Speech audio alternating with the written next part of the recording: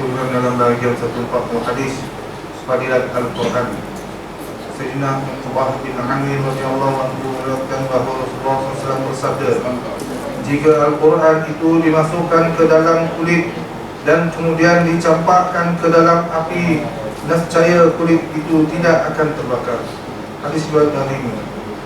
Keterangan, perkataan kulit ialah merujuk kepada makna kulit yang umum, tidak kira kulit sebarang binatang. Perkataan api pula bermaksud api dunia.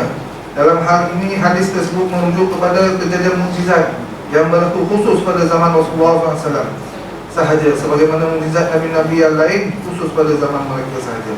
Pendapat yang kedua ialah perkataan kulit ditafsirkan sebagai kulit manusia dan perkataan api bermaksud api neraka. Dalam keadaan ini, mahkum hadis ini adalah umum, tidak terbatas pada masa-masa tertentu sahaja.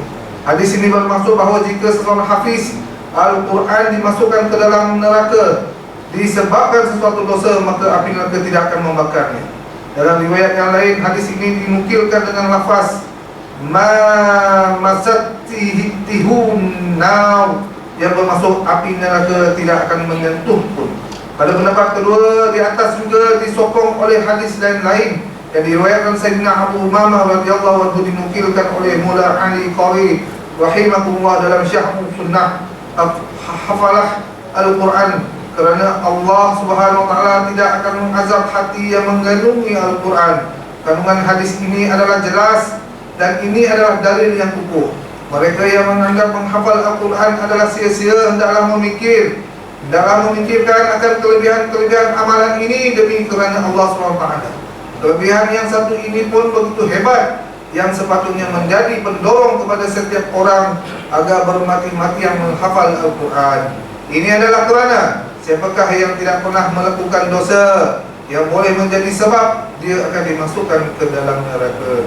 Dalam kitab Syarh Ihya Ulumuddin adalah ditulis dalam senarai kumpulan-kumpulan orang yang berteduh di bawah lindungan Arsy Allah Subhanahu wa taala pada hari kiamat yang begitu huru-hara lagi mengerikan.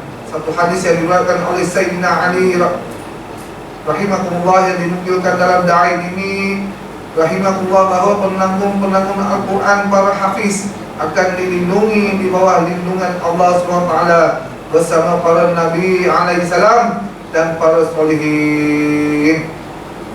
InsyaAllah ini apa yang kita mudah-mudahan dapat kita amalkan.